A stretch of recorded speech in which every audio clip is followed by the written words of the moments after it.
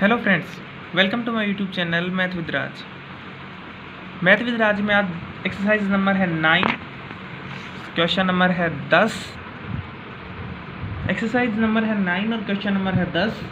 10th वाले किसी बच्चे ने पूछा था, तो 10th वाले जो 10th की पढ़ाई कर चुके हैं वो समझ जाएंगे, एग्ज़ाम में भी लगनी अभी बाकी है। और जो 9th वाले 10th में अपग्रेड हुए हैं वो देखते रहेंगे। 5th एक्सरसाइज के बाद में शायद मैं पहली करवाऊँगा, जिसमें आपको नए नए मेथड सीखने को मिलेंगे। वैदिक मैथ है तो वो सीखने को मिलेगी। अभी 10th वाले देख लें। तो क्वेश्चन नंबर जो 10 है वो है निर्देशांक ज्यामिति का क्वेश्चन नंबर 10 है। प्रश्न ये है कि सिद्ध कीजिए कि बिंदु 3 दे रखे हैं आपको और बोल रखा है कि सरेख है। इस बात को आपको सिद्ध करना है। तो सबसे पहले तो ये समझो कि सरेख होता क्या है। सरेख वो होता है कि जैसे मान लो एक बिंदु जो है, यदि आप बिंदुओं को दर्शाओगे तो जब ये होता है हमारे पास चतुर्थांश, जिसमें अपन दर्शाते हैं कि जैसे 1 1 आप यहाँ दर्शाओगे, फिर उसके बाद में -2 और 7 फिर आप यहाँ दर्शाओगे, मतलब एक लाइन में आएगा ऐसे। और यदि एक लाइन में है आपके पास 1 1 -2 और 7 और 3 और -3, यदि एक लाइन में है तो ये सरेख है, अन्यथा की स्थिति में नहीं। तो आपको बताना है कि आपको सिद्ध करना है कि सरेख है। मतलब सिद्ध करने का मतलब समझिए आप, सिद्ध करने का मतलब हो जाता है कि सरेख तो है, मतलब आंसर तो आपको दे रखा है और आपको बताना है, ये प्रूव करके और दिखाना है अगले को कि हाँ वास्तव में सरेख तो है। दो मेथड है इसको करने के। पहला जो मेथड है वो मैं आपको बताता हूँ, दोनों मेथड बताता हूँ आपको। पहला जो मेथड है वो ये है कि आप लिखो कि माना कि 3 बिंदु हैं, तो माना कि a बराबर 1 और 1 हो गया, अब b बराबर मान लो -2 और 7 हो गए, और c बराबर मान लो 3 और -3 हो गए। देखो करना क्या है, करना ये है आपको सबसे पहले इन दोनों के बीच की दूरी ज्ञात करनी। तो ए बी ज्ञात करोगे, ये बीच की दूरी हो गई। इन दोनों के बीच की दूरी ज्ञात करोगे तो बी सी हो गया।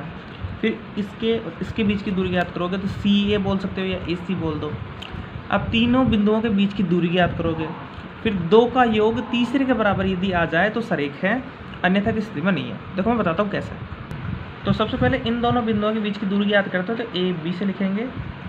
अब बीच की जो दूरी ज्ञात करने का जो फॉर्मूला होता है वो आप पहले ही समझ चुके होंगे, x2 - x1 का whole square plus y2 - y1 का होल स्क्वायर, या इसको ऐसे बोलते हैं x निर्देशांक के अंतर का होल स्क्वायर और y निर्देशांक का होल स्क्वायर। अब x1 x2 कौन सा होगा, ये x1 ये y1, तो ये x2 ये y2 हो गया। पुट करते हैं वैल्यू। x2 की वैल्यू -2 है, माइनस ये वाला चिन्ह सूत्र वाला, और x1 का मान है 1 स्क्वायर, ये कॉमा नहीं आएगा बीच में। y2 का जो मान है वो 7 है और y1 का जो मान है वो 1 है, तो दोनों का होल स्क्वायर।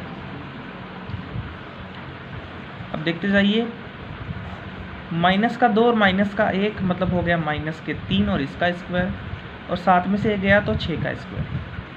-3 का स्क्वायर करोगे तो भी 9, +3 का करोगे तो भी 9 ही होता है। 6 का स्क्वायर हो गया 36। 36 और 9 को जोड़ोगे तो आएंगे 45। रूट में सरल करना आपको पता ही है, बाजी गुणनखंड करो, तो जो जिससे डिवाइड हो रहा है उससे कर दो। 5 ने 45, 3 हो गया। पहले इसे 3 से करना चाहिए, कोई फ़र्क नहीं पड़ता। जिसका पेयर बन गया उसको तो ले लो बाहर, और जो बच गया वो रूट के अंदर। तो 3√5 आ गया हमारे पास ए बी, इन दोनों बिंदुओं के बीच की दूरी। अब बात करते हैं बी सी की। बी सी मतलब हो गया बी और सी बिंदु के बीच की दूरी। तो ये हो गया x1 y1 और ये हमारे पास हो जाएगा x2 y2। अब देखिए वही वाला सूत्र लगाएंगे दोबारा से, x2 - x1 का होल स्क्वायर, तो 3 माइनस ये सूत्र वाला और x1 ये वाला, तो माइनस हो गया प्लस, तो 2 का स्क्वायर। फिर ये है y2 तो -3 सूत्र वाला माइनस, और ये है y1 तो 7 और इसका स्क्वायर। 3 + 2 होते हैं 5, तो यहाँ हो गया 5 का स्क्वायर, और 7 और 3 यहाँ होते हैं 10, तो -10 का स्क्वायर। तो हमारे पास यहाँ हो जाता है 25 और 10 का स्क्वायर होता है 100, तो यहाँ हो गया हमारे पास 125, मतलब हो गया 125 का। तो 125 का करो, 5 से करोगे तो 25, फिर 5 से करोगे तो 5, मतलब ये हो गया जो जोड़ा बन गया वो बाहर आ गया, जो बच गया वो रूट के अंदर। तो ये होगा बी सी का मान। अब अपन को क्या याद करना है, ए और सी का मान, ए और सी के बीच की दूरी, तो ए सी का मान। तो ए सी का मान ज्ञात करना है। यदि आप ए सी का मान ज्ञात करोगे तो वही वाला सूत्र लगाना है आपको। अब ए सी का याद करें तो ये x1 y1 और ये हो गया x2 y2। मैं ऊपर लिख देता हूँ, ए सी का ज्ञात करो। ए का मान है 1 1 और सी का मान है 3 और माइनस के 3।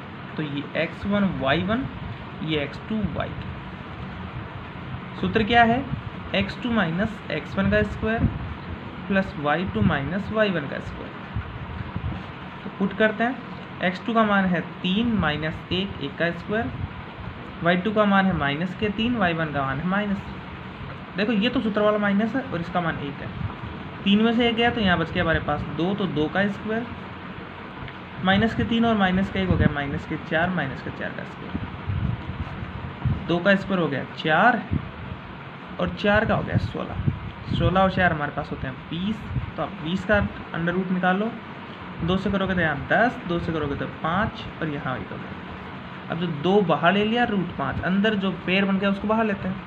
अब मैंने आपको कहा था कि सरेख तब होंगे जब 2 का योग तीसरे के बराबर हो। देखो जब समकोण त्रिभुज सिद्ध करना होता है तब तो 2 के वर्गों का योग तीसरे के बराबर होना चाहिए। पाइथागोरस प्रमेय लगनी चाहिए कि कर्ण का स्क्वायर बराबर आधार स्क्वायर प्लस लंब स्क्वायर।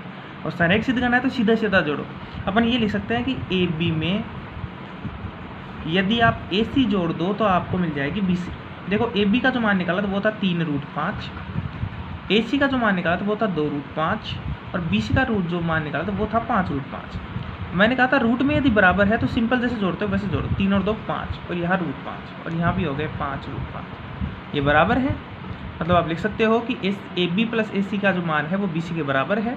अतः तीनों बिंदु कैसे हैं? सरेख। अब इसका जो दूसरा मेथड है वो मैं आपको बताता हूँ आप कैसे ज्ञात करो। सेकंड जो मेथड है वो इस प्रकार से है कि आप त्रिभुज का क्षेत्रफल ज्ञात करो। जब आपको निर्देशांक दे रखे हैं और त्रिभुज का क्षेत्रफल ज्ञात करने के बाद आप उस त्रिभुज के क्षेत्रफल को 0 के बराबर करो। यदि त्रिभुज का क्षेत्रफल 0 के बराबर हुआ तो बिंदु सरेख है, अन्यथा की स्थिति में नहीं है। तो मैथ्स विद राज में सेकंड मेथड देखो। त्रिभुज का क्षेत्रफल ज्ञात करने का सूत्र देखो सिंपल होता है। जब आपको 3 बिंदु दे रखे हैं, एक को x1 y1, दूसरे को x2 y2, तीसरे को x3 y3 मान लेंगे। त्रिभुज का जो क्षेत्रफल होता है उसका सूत्र ये होता है। आपके पास याद करने का ट्रिक ये होती है कि 1 2 3 होंगे। देखो यहाँ 1 2 3, फिर यहाँ 2 से स्टार्ट हुआ, फिर 2 से चलो 2 3 1, यहाँ 3 से स्टार्ट हुआ 3 1 2, ऐसे चलना है बस।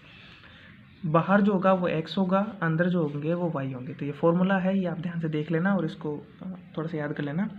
फिर उसके बाद में बस सिंपल काम होता है कि जैसे फॉर्मूला याद आ गया हमें और ट्रिक मैंने बताई दी कि 1 2 3 2 3 1 3 1 2 ऐसा होना चाहिए, कंटिन्यूसली होना चाहिए। ऐसे मान लो कि एक गिनती है जो 1 2 3 तक ये खत्म हो जाती है। जैसे 1 आ गया तो फिर 2 3 आएंगे, 2 आ गया फिर 3 1 आएगा, 3 आ गया तो फिर 1 2 आएगा, ऐसा आएगा।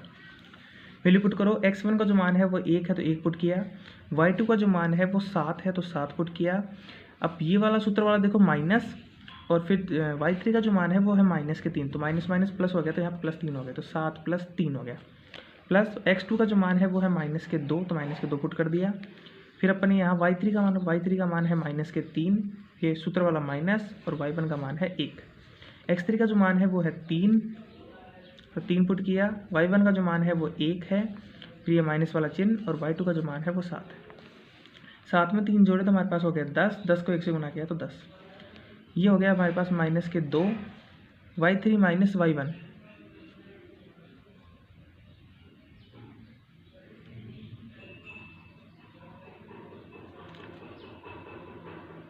तो x2 का जो मान था वो है माइनस के 2, और y3 का जो मान था वो था माइनस के 3 और माइनस के 1, तो माइनस के 3 और माइनस के 1 हो गए माइनस के 4। जब दोनों माइनस के होते हैं तो जोड़ दो, चिन्ह रख लो माइनस का, ये रख लिया। 3 यहाँ हो गया, 7 में से गया तो यहाँ बचे 6 बचेंगे उसके जो जाते हैं तो माइनस के 6। यहाँ 10 हैं, देखो माइनस माइनस यहाँ हो गया प्लस, 4 को 2 से किया हमारे पास हो गए 8, 6 को 3 से किया 18, माइनस को प्लस से किया माइनस। 10 में 8 जोड़े तो भी 18, ये 18, 18 में से 18 गया तो हमारे पास बचे 0, 1/2 से 0 को गुना कराओ तो 0। अब यदि त्रिभुज का जो क्षेत्रफल है यदि वो 0 आया तब तो बिंदु कैसे हैं? सरेख। तो आप लिख दोगे सिंपल सा कि त्रिभुज का जो क्षेत्रफल है वो है 0 के बराबर, तो बिंदु कैसे हैं? सरेख हैं। ये आपके पास हो गया आंसर। आई होप आपको वीडियो अच्छा लगा होगा। Thanks for watching.